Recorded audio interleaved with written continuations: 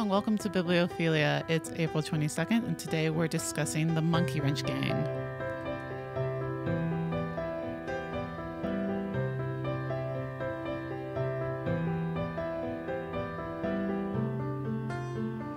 All right, welcome to Bibliophilia. I'm Becca Chavez. We had a bit of a surprise today when we had like a last-minute cancellation, and that's always a little bit rough. But it's okay because Gabe's still here, and Gabe's going to talk to us. I'm going to do my best. He's going to do his best because you haven't read The Monkey Wrench Gang, but you know about the environment, right? We're doing this book because it's Earth Day, and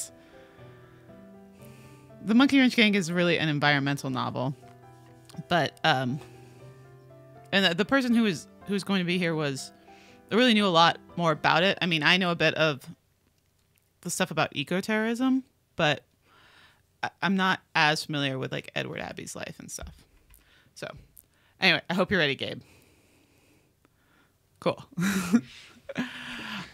We had a big weekend here because we tape out of Colorado. So there were some big things happening Colorado-wise, I guess. And, well, I guess like worldwide. I don't know how to describe. How would you describe 420 weekend? Crazy. It's not really like just a Colorado thing, I guess, but like we do a lot here. Well, everybody came here and didn't hear of people going to, maybe some people went to Washington, but definitely all the Denver hotels were booked up. So yeah, because we're pretty there are popular. Definitely people here. Cannabis Cup was here. Mm-hmm. That's like the big one. I think that's a big draw for a lot of people, more so than the rally. Though I did see quite a bit. Like, I didn't go. This is the first year in a while that I did like no cup and no rally because I went to the 2 years ago when there was someone shot a gun. I was there, but I wasn't like there when it happened. I had left. But yeah, so was I. But yeah, I wasn't there, but I was like, whoa, I could have been there. I could have been there. And then I've been to the Cup, the Cannabis Cup, both years it happened. And this year someone was like, hey, you want a ticket to the Cup? And I was like, yeah. And then I thought about it and I was like, no, I don't want to go to the Cup. I mean, if you've been to one event where they're giving out free dabs and there's a bunch of stoners standing around, you've been to them all.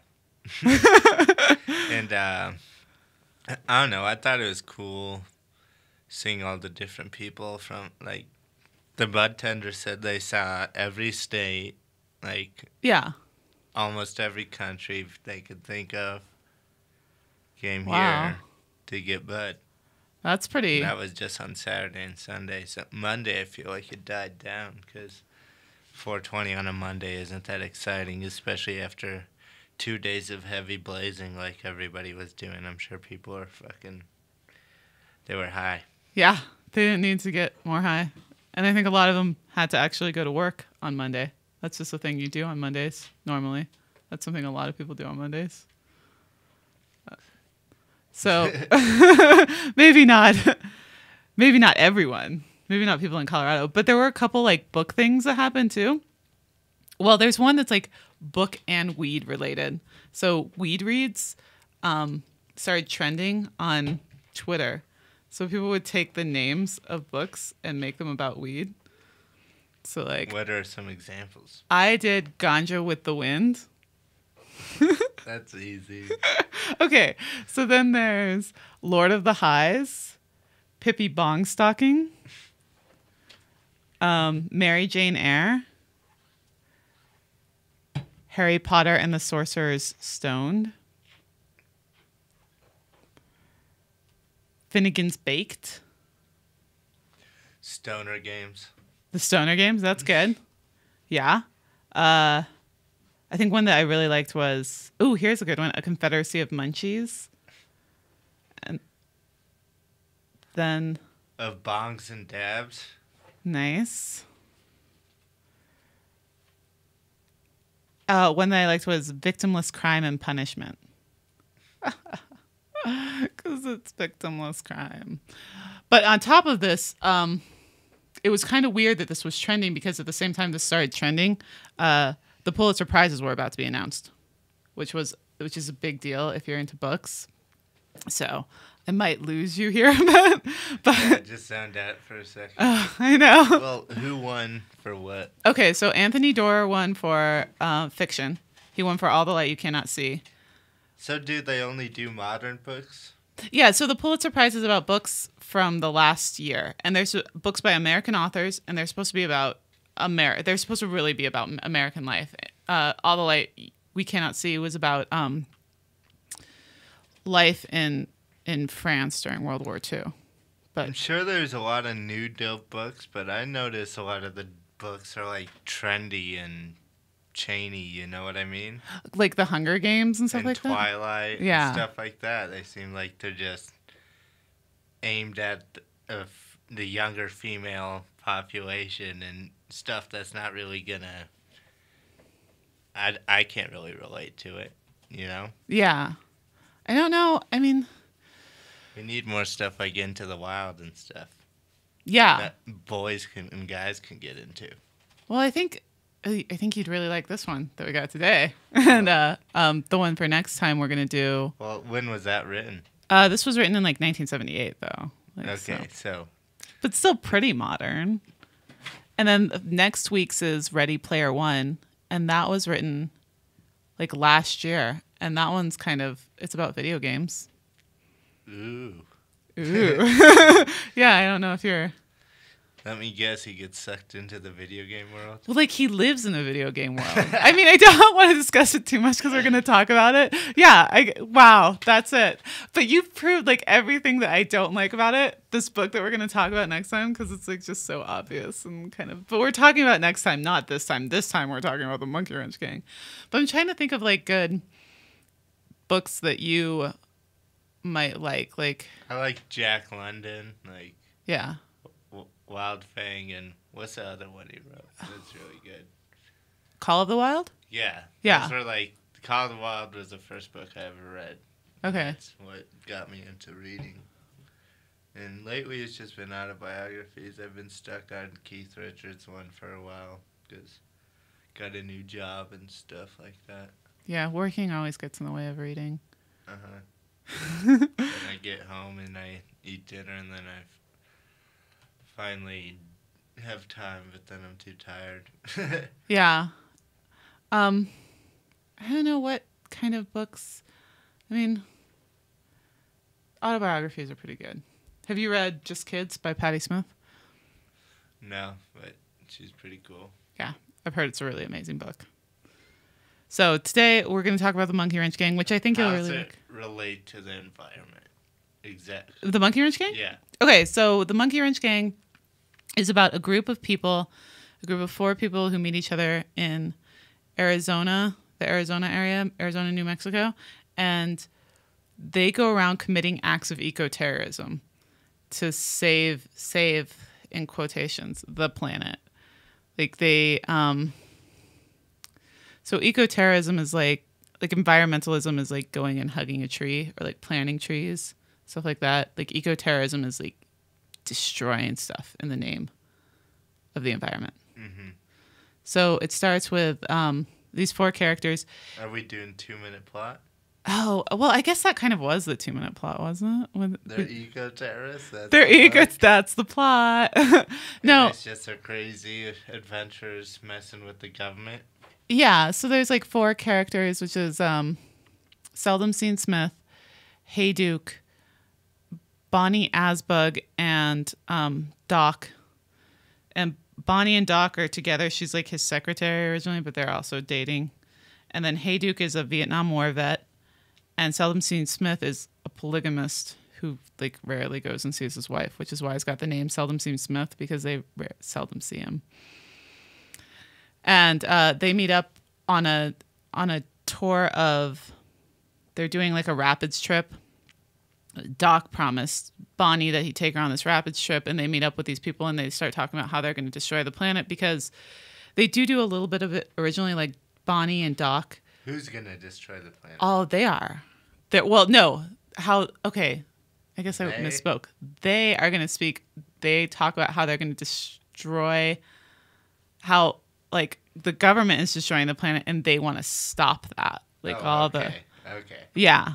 So Bonnie and Doc in their free time when they're not doing like rapid trips. It's just like stoner harpings, like, man, they're fucking everything up. Yeah. Just that type of deal. Mm-hmm. But like the only one who ever gets stoned is Bonnie. So so they're like, they're screwing everything up. Bonnie and Doc already go and take down billboards. Like they'll use a saw to get the billboards down along the side of the road. And what they start doing is going to like construction sites and ripping apart the trucks, the inside of the trucks, to get them to stop working so that when people come in, they like try and turn on the trucks and it doesn't work. What are the trucks trying to do? Sorry. Like, like a bulldozer or like a tractor that just tears up the earth or like cuts down trees and stuff like that. Those are the trucks, work vehicles. I don't know. Is there like another word for them? That they construction vehicles. Construction vehicles that they destroy. They destroy those.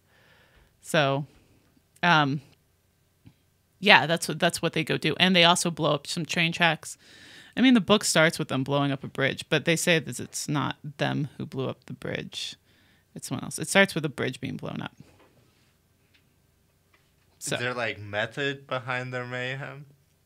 Are they just trying to derail things just to derail them? They just seem to derail things just for derail them. Just to derail them. And that's kind of the problem with the book. That they're not really there isn't much of a method. Like they kind of plan to destroy this. They think they're helping out, but they're kind of just messing the random people who's gonna have to clean up after them. So and it's not like that's exactly the problem with what they're doing. That they're not really helping. They're kind of just they're making a mess, and they're not even doing like okay. So like if you want to destroy, I'm just gonna tell people how to destroy things now. But if you wanted to like stop a truck from running, you could put sugar into the gas tank, right? Like Classic. Everyone knows that. So they do high fructose corn syrup, which is fine, probably even better. But then they also like go underneath the truck and start dismantling it so that the oil just spills everywhere. And that's not good for the planet either. Or like one time Hayduke uses a bulldozer and like just sets it to go and it pushes like a dump truck or something into a gorge and then the bulldozer falls after. So is there like a antagonist? Well, I guess. Is it just the general government? Yeah, the general. Well, oh no, there's this guy Jim Love who used to know Seldom Seen Smith, and that guy's kind of following them around. That's like the guy who's following them around to like he wants to capture them for sure. But like everyone's mad at them. But there's like they're just fuckers. Yeah, and like as a nice little bonus, they try and pin everything on the Native Americans. So they're like doing all this destruction, and then they're trying to make it look like the Native Americans did it. The 1970s. Oh, okay. Yeah, so it's kind of weird that they were doing that. So let's talk a bit about environmental terrorism and what that means. Because are you familiar with like modern environmental terrorism movements? Have you heard about ELF? I just know like Simpsons jokes about it. Okay, like what's like Mr. Burns is on this boat and they're like, yeah man, we're gonna totally stop that nuclear waste from getting dumped in the ocean. He's like, and then their boat starts to sink and they're like, what the hell happened? He's like, I sunk your boat and that was regular old tobacco I was smoking, not your marijuana. Okay. Yeah. I don't. Okay, so that's more environmentalism, I would say. Yeah. Like stopping nuclear waste from getting into the ocean is environmentalism. So there's this group called the Environmental Liberation Fund, I think, ELF. They're famous for being eco-terrorists. And I think the most recent thing that was kind of in the news quite a bit, like probably 5 years ago or something, was they would set fire to Hummers, like Humvees. So they would go out with blowtorches and set them on fire and like park them. Yeah, it's funny for everyone who's like not a Hummer driver. Yeah. So, and it's kind of destructive, and it's a destruction of someone's property, so it's kind of a problem. I think they should. Have you seen those trucks that people like modify to push out black smoke? Oh, in Texas? Yeah. They should do that to those trucks. Oh, they should. Those are awful. So, I'm gonna. And they put like hybrid repellent and like arrows towards the fucking exhaust pipes, and it just makes me want to scream. This is like, yeah. So the background on that is that there's this group, I don't even know what they're called, honestly. But there's like a special name for those trucks that they're doing it. Yeah, they like modify them. I have no Only idea like what they a call that. Texas redneck would do that. Yeah. But we shouldn't alienate people from Texas. So like only like a general Texas rednecks, but that's where it started in Texas. Did it? Yeah. I feel like there are some people in like rural parts of Colorado who would do that too. But they have these exhaust pipes, and it's actually really bad for your engine because they're pumping gas onto the engine to make that happen. Like it's not just, it doesn't happen naturally. Like you have to do something special to it, and that's actually pretty destructive to your vehicle to make that happen.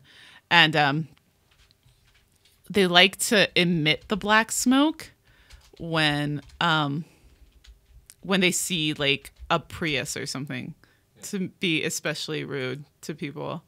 So, did you find it? What it's called? Coal rollers. Yeah, that's a fun name. And conservatives do it to poke at liberals. I don't get it. Yeah, I don't. I don't think that's really a conservative thing, but like just a mean person thing. Yeah. So, but yeah, those cars, I guess that would be something that you'd kind of want to take out too if you were an environmental terrorist. So there's got to be a boundary. Like there has to be an ethical boundary to what you do in the name of environmentalism, though, because obviously, like, as much as I'd love to destroy those terrible trucks, it's someone's property at the end of the day. Like someone owns that, and you can't just go around destroying it, or else you get in trouble with the government. And that's what makes it labeled terrorism, right? Yes. Environmental terrorism rather than just having a just cause. Yeah, and that's what kind of like if you sit up in a tree for however long, that's environmentalism. But if you are in a tree for if you go and destroy the thing that takes down the tree and just cause a lot of mayhem and destruction, that's terrorism. And I think part of the problem with the Monkey Wrench gang themselves is that they do these acts of really damaging things where people can really get hurt. There's this big scene in there where they take out a train, they blow up the train tracks, but Hayduke has said that it's totally safe to do this, and that's cool because no one's on the train. But it turns out there's someone on the train, so someone could actually get hurt from this. And on top of that, you've got a train now in a ravine that they have to get out of the ravine, so that's a bit of a problem. And then also, they blow up the bridge in the beginning. Somebody blows up a bridge. Some unspecified person blows up a bridge in the beginning of the book. And people were on the bridge right before they blew it up. So that could also be incredibly destructive and cost people lives. And that's kind of what eco-terrorism is, as opposed to just regular old environmentalism. And there are people who really promote this. ELF is one of them. And they're kind of an interesting group. I mean, I don't think they're overall bad people. The only interactions I've ever had with people from ELF were very, very odd. And then like, give an example. Like when I was at Occupy Denver, there was a GA to talk about the American Indian movement. I believe AIM is the name of the group. And someone from ELF showed up, and I was like kind of off talking to someone on the side, and this girl from Elf comes up right after we voted on this and everybody's approved this American Indian thing. And she's like smoking a cigarette and very dramatically says, "Tell your group that Elf supports them," and then throws down the cigarette butt and like stomps it out all weird and runs off. But like she left the cigarette butt on the ground and I didn't know what Elf was at the time. So I like turned to the guy and I was like, what's she talking about, Elf? And he's like, the environmental people. I'm like, there's a cigarette butt on the ground now because of this girl and what she did. Like, about the environment. Moron. Yeah. If you're about the environment, you should. Elf supports you.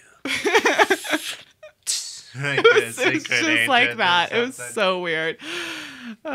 Yeah.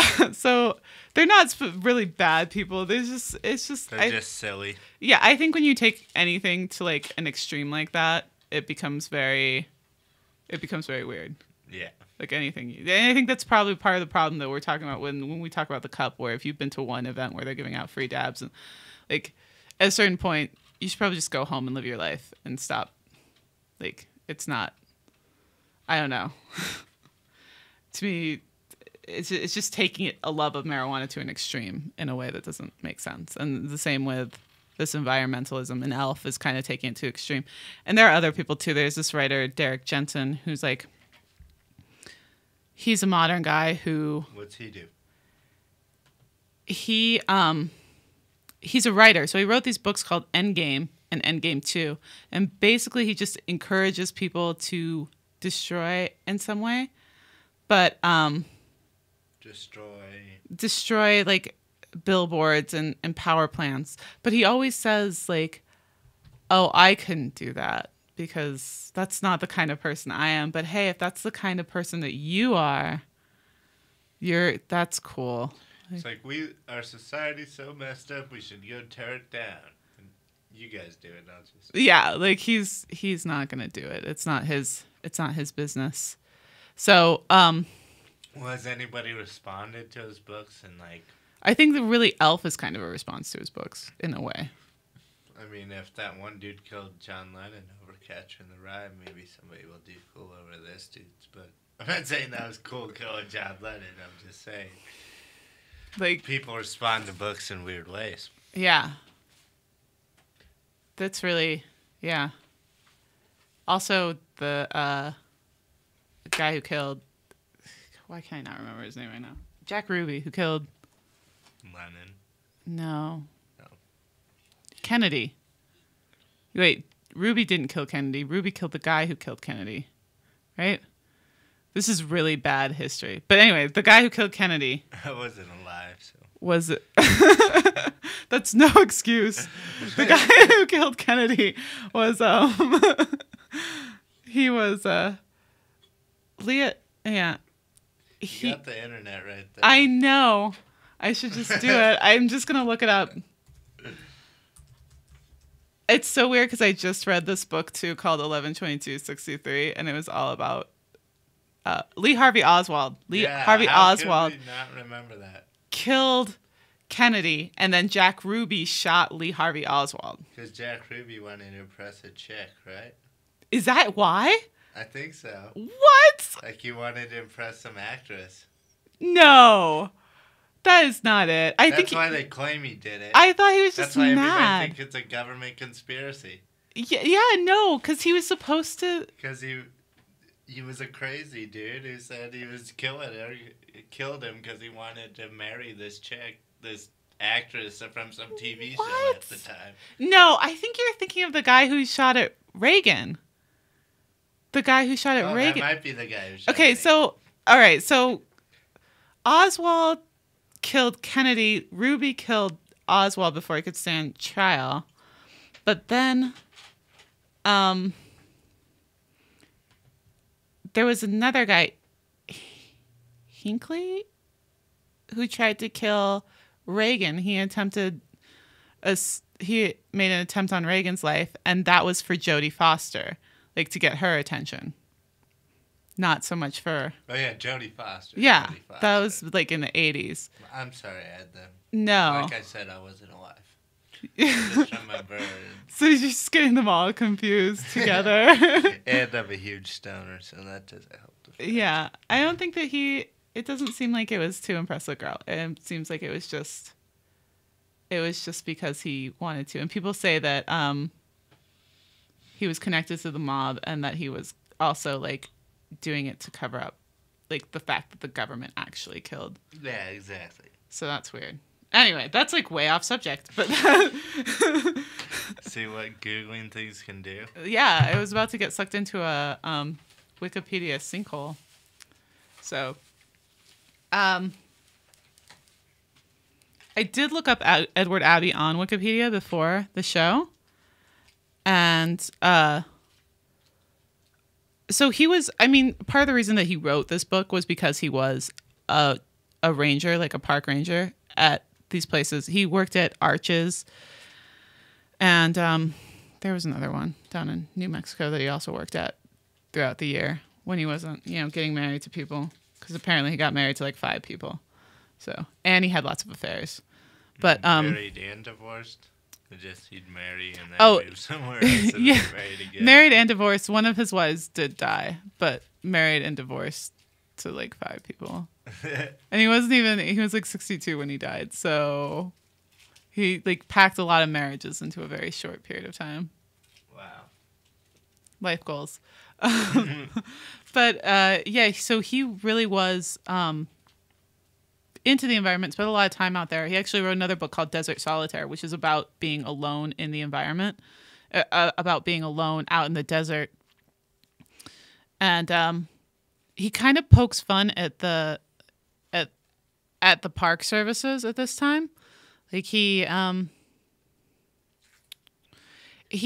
the book? Yeah, in the book, because the park services are supposed to preserve the environment, but at the same time, like the park services will allow certain groups to come in and make money. Like they'll allow for logging trails, like highways meant for loggers to come up because they get some money from the logging industry. Interesting. Yeah. So he's not a fan of that. And then they'll build different roads and stuff like that. And his belief is that you should, for the national parks, you should like park on the edge and then go into the national parks and live in and visit the national parks that way. Like there'd be no way to get into the like deep into the heart of Yellowstone without hiking there. This is general idea. Weird. Yeah. And he actually has a character in the book, a park ranger that they meet, whose name is very similar to his own name. What's its name? I don't know. It's like Edmund Abbey or something like that. It's really, really familiar. It's really, really a lot like his own name. And I guess I should have made a little note of where it was in here. But I did think that it was Edwin P. Abbott Jr. is the name of the park ranger that they come across, who's kind of like bumbling and incompetent is the weird thing. He's like not a very good park ranger. If you're going to put your alternate ego into a book.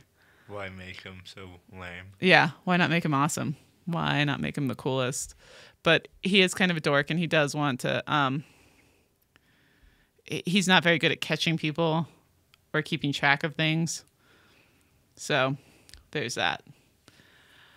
But ultimately what happens in the Monkey Wrench gang is the 4 of them are kind of going on this misadventure, and they get caught, because that's what happens eventually. Everyone gets caught. Da, da, da, da. So there's this big chase through the desert. And Cut by the police? By that love guy who the antagonist. Yeah. Kind of the antagonist. Yeah. Cut by that love guy. And he's not really. He just wants him to stop fucking shit up. Yeah, and he seems to have like a grudge against Seldom Seen Smith. Like they knew each other before, and he seems to not like him for some reason. Mm-hmm. So he's chasing them around. Oh, and also because Hayduke dropped he was chasing him in the first place, and then Hayduke dropped like a boulder on his car, so that doesn't help. That doesn't help create a loving feeling between your antagonist and yourself. So they're chasing, and they're going to go to this place called the Maze. And I don't know, have you been to that area, like Four Corners area, New Mexico, Arizona? Yeah, but not in a long time. Yeah, but it's very dry and hot, and it's the desert. It's not like there's a lot of places to hide. There are some rocks around, but there aren't like a ton of places to hide in the open desert. So they're going to go to this place called the Maze, which is kind of like the only real place where they can escape and not be found, because people get lost there all the time. So they're being followed around, and they're in the canyons trying to get out. And this is how they all get caught. So Love's younger brother, Sam, starts calling for the doctor. And he finally does find them, and he's like, listen, it's just he's having a heart attack or a stroke. You have to come. And so the doctor and Bonny go to actually help him. That's the oath that you take as a doctor. So you have to help people. So they go to help him. Seldom Seen decides that he's got to go back to his wife. He can't keep running around in the desert for like months on end. So that's one thing. And then Hayduke decides he's going to fight it out, and he does. There's like this big gun battle at the end of the book where they're shooting at Hayduke and he's shooting at them because his big thing is like guns, which is another sign that he's not really like the best environmentalist ever. So he's into like all these guns, and they think they've got him, but it appears to be a dummy. Spoiler alert, Hayduke lives. I think there's that. Yeah, spoiler alert. That's you find out in the end that he's actually still alive, and they do capture the doctor, Bonny, and Seldom Seen Smith pretty quickly. And their punishment for everything that they've done, like you're just reading about all this destruction throughout the entire book. You're reading about property destruction. You're reading about environmental destruction. They're blowing up trains. They're destroying billboards. And for all of this, they get 6 months in prison. They had like a really good lawyer. And I think that's just like a sign of like, I don't know, to me it was like wealthy or something. Yeah, like a sign of like more corruption. It wasn't really about like I think Edward Abbey was trying to make another statement on not on quite as grand a scale as like, hey, take care of the planet, but on a much smaller scale. And that what he was doing was saying, like, if you're rich, you can do whatever you want. Like, so that's a lot of fun. So, I mean, there are a few issues with the book, most notably that their environmentalism is rooted in a lot of privilege. So they're not really solving the problems at hand, which is, it's an issue that comes up when people don't understand politics, and it's an issue that comes up when people don't understand privilege. I think it's great to save the environment. I think there's like a responsible way to save the environment, and there's an irresponsible way to save the environment, and blowing shit up is not the way to save the environment, because it's ultimately it's destructive, and you really only stop stuff for like a short period of time. You're not stopping things in the long run. You're stopping things in the short term. So you blow up a train, they're just going to build another one. You send a bulldozer down into a ravine, they're going to have another bulldozer there the next day. It's not doing anything but costing people money. It's not actually solving the problem. Like we said, it just creates problems for the people who have to clean it up. Yeah. And then the book is also problematic because it's kind of a little bit racist and a little sexist. They do continuously try and pin stuff on the Native Americans, Native Americans are not portrayed positively in this book at all. And so, and they're also trying to pin stuff on them, which I think is really kind of gross and awful, and really just a sign of just how screwed up these people are. I think it's really, if the goal is to make you really want to care about the environment, like that's just something I didn't get from this book. And I know that other people do get it from the book, but that's something that I'm not really, like, I didn't read the book. I didn't read the book and think like, oh yeah, that's cool, I'm going to save the environment that way. But I know that like when this book was first recommended to me, the person who it was this guy that I like went on a couple dates with, And he recommended it to me, and he was like so enthusiastic about it. And he was like, yeah, it made me want to be an environmentalist and like just go and blow stuff up. And I was like, I tried reading it and I was like, this doesn't make me want to blow things up. Like back when I originally read it after, he was trying to I read like half of it because it really wasn't that exciting to me. But that's a bit. And then, yeah, so that's a really problematic part of it. The part where Bonny's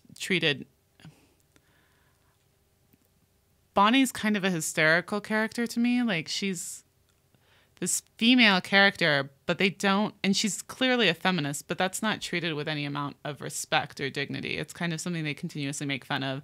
And then she starts having an affair with Hayduke, who's like the most troglodyte-ish of these men. He's not somebody that you would actually want to have an affair with. I guess I could see it on some level. He's just not described in a very appealing way. I found him kind of grotesque as opposed to a character that I would want to, initiate a romantic relationship with. So, yeah, that's something. As far as this goes, I think surprisingly, I know we didn't go for as long as we normally do with these, but I didn't have a guest.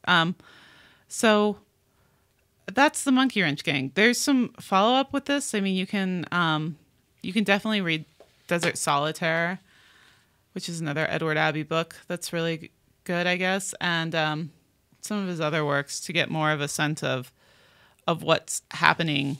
Why do you think it gives people the want to be environmental? What part of the book gives them that?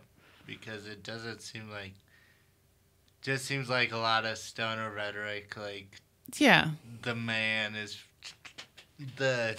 they, meaning the government, is keeping us down, so we gotta just mess as many random situations up as possible, and then it doesn't really help anything. It just creates messes. So where in the book do they really, does it really go deep into the inner workings and problems of what is going on with they?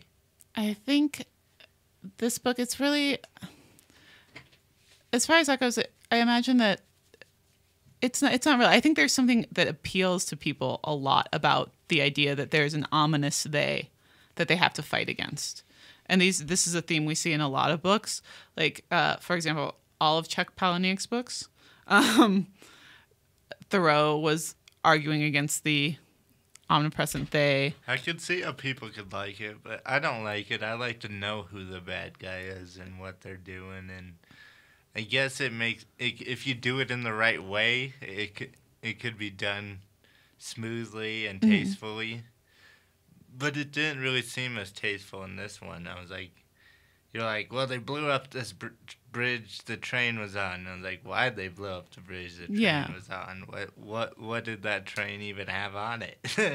Oh, God, I don't even remember what the train had on it is the weird thing. I think it was like coal or something. But it's like, I think that's the problem with the book. That's why I didn't like the book as well, because it just seems like you're being destructive for the sake of being destructive. And I understand being upset that things are going downhill and that the environment's being destroyed, but at the same time, come up with a plan. I think a lot of people like it. They do have conversations about what's happening within. They do have, it's not like it's coming out of nowhere. They're talking about how much they love the land. And maybe part of it too is that, as far as this goes, like, the desert is never my like go-to. Like, look at how beautiful it is. And I was like, oh, the desert, it's there. The painted desert's pretty. The Grand Canyon's pretty amazing, but I'm more like a forest person. There are forests at the Grand Canyon, I think probably why I like it more. But I'm more of a let's go see the redwood forest kind of person than I am a let's just go to the desert. And it sounds like this is a lot of open desert. Well, Colorado's dope because we got all types of different areas. We can avoid the desert by going into the mountains. We can go see the desert if we want, but nobody goes down there. They go down sometimes. The sand dunes are pretty nice. Yeah, sand dunes are fun. And we leave that, by the way. There's nothing I can't imagine. What would you be able to destroy at the sand dunes if you were an environmental terrorist? There's like nothing there. Sand. Yeah. Just blow up more sand.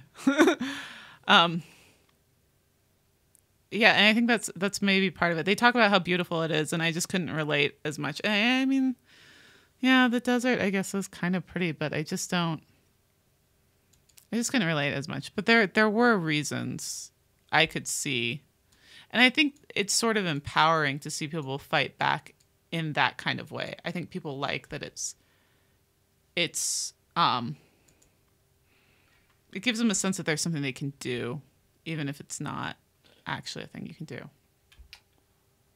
Earth First is another movement that got started because of the Monkey Wrench Gang. Yeah? What do they do? Let's see. Telluride Ski Resort.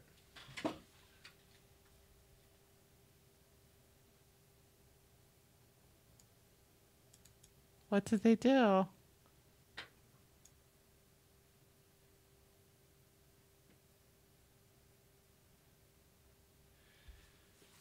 In Telluride, the vandals identifying themselves as members as Earth First forced the closing of Telluride Ski Resort in Mountain Village, Colorado, using a chemical to write messages on 11 greens, such as Earth First, Hey Duke Lives, and Ron You Pig.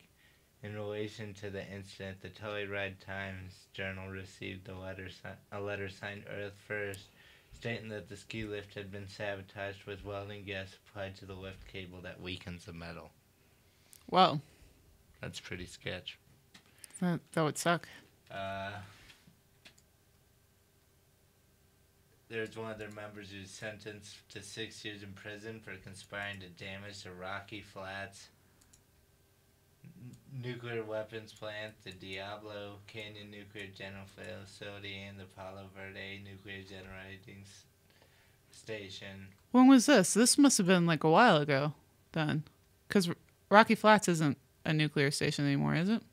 No, but this is back in the... They formed in 1980, right after the book came Oh, out. okay. So,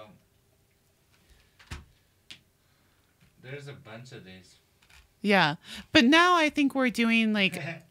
I mean, there are people who do more responsible things. There's a guy, Tim DeChristopher, who served time in prison for... So what he did was there were all these plots of national parkland available, and he bid on it, one of them, and he couldn't pay. And a lot of the companies that bid on these plots, they can't pay either, but they have more credit, I guess, than, one dude who doesn't. So he bid on this lot 42, and he ended up going to prison for like 2 years because he bid on a lot that he couldn't pay for. And it was, I forget how they termed it, but they came up with an excuse to imprison him, basically for not wanting to put stuff on this, for wanting to take it and not give it to the oil companies. Weird. It's like he won with his bid, but he wasn't going to do anything, quote, productive, unquote, with the land. So he was punished with 2 years in prison. And now he writes books and goes around and talks to people about the environment. And he really never intended to do that. But there are like much more positive ways that you can affect the environment without destroying things. And I don't know if your beef is with, ski resorts, you're never going to win. They have way more. I mean, you're not going to win by doing that, because especially ski resorts, skiing is a pretty privileged sport. It's not like a sport that poor people really get into, skiing. So there's a lot of money behind ski resorts and doing stuff like that. So that makes it a little difficult, I guess, going out, and you can't fight against these oil companies because they have so much money. You can't fight against the ski resorts because they have so much money. There are small little things that you can do that kind of chip away at the bottom line. But I don't think anyone's going to be like, well, you put some spray paint on our snow, and so now we're just going to shut down forever. That's it. That was the final blow to our plan for money. So So, any other questions? Do you have any other questions? I don't know. I think it's... Were there environmental terrorists or eco-terrorist groups before this book? I don't think so. I don't think you ever really heard about them. I think it was more... there's... Like, this book, I think, comes out of... And eco-terrorism itself comes out of this failed kind of hippie back-to-the-earth movement of the 1960s. Because before that, we just destroyed the planet. Like, people didn't really think about environmentalism until about the 1960s. We were, detonating atomic bombs and just really destructive things. I don't know if you've seen the show Mad Men. Like, a lot of people have seen the show Mad Men, so I'm just bringing that up. But there's a scene in one of the first seasons where they go on a picnic, Don and Betty and the kids. And when they're done with the picnic, Betty just takes the blanket and shakes it off, shakes all the trash off onto the ground, and then they just get in the car and leave. Because no one was thinking about the environment or how stuff like that impacts the environment for such a long time. Like, we really did just ravage the land. And there was thought was always, oh, it'll grow back or it'll come back. And what we're finding is it's not coming back at the same rate. The chestnut trees has just been devastated in the United States. We've had a lot of stuff come in that isn't positive. Like, if you go down to the south, if you go down to Atlanta or Georgia, really, there's this Japanese plant called kudzu that was brought in that's just overtaken everything because people just weren't thinking about it for a long time. And I think, that the movement of the 60s is kind of get back to the earth feel is one thing, but then it was followed up with nothing. There was nothing really to back it up. It was a failed movement overall in a lot of ways. And for more on that, it definitely suggests Slouching Towards Bethlehem by Joan Didion. But I think this kind of anger, this kind of eco-terrorism anger, like I want to destroy shit, really kind of had to be a product of the 70s because it's not something that will come out before then. So that's that. All right, so that is our show today. So a few things before we go. We are on Facebook, facebook.com/Bibliophilia podcast. We're on Twitter, Bibliophilia pod. We're on Patreon, Bibliophilia pod. Oh, no, it's patreon.com/Bibliophilia. Instagram is Bibliophilia podcast. And we are probably going to do a Kickstarter pretty soon and sell some t-shirts if people are down with that. If you like t-shirts, that's going to be the place. Everyone loves t-shirts. I can't think of a single person who doesn't like t-shirts. People like free t-shirts or the illusion of free t-shirts. So that's a positive thing too. So those are all things to look for in the future from us. Next week, we're talking about Ready Player One. There will be 2 guests. So like no guests this time, 2 guests next time, hopefully. So just pretend like the guest from this time, it's like a bonus guest next time. Like we're still evening out across all the shows. And Ready Player One should be a lot of fun. And Gabe, I really do think you'll like it, even though you kind of caught on to the plot right away. The guy gets sucked into. I feel like they've made like a bunch of cartoons making fun of it and like. A Ready Player One? Just a bunch of parodies. Sense. I can see that because I'm reading it now and I'm like, not sure. Yeah, definitely. So you should try and read it and maybe then it'll be like we have 3 guests, 3 people who have read the book besides myself. And that would be even more exciting. Anyway, find us on Twitter, find us on Facebook. Listen to us on iTunes, subscribe on iTunes if you can make it through this episode. Get us back in the top 60. Get us back in the top 70. Yeah. Because we were pretty cool there for that's me. Top 60 this week. What? We're aiming 10 spots above. Give us reviews as long as they're positive. We don't need negative reviews. Would be really destructive at this point. And then I will be back next time. Thanks for listening.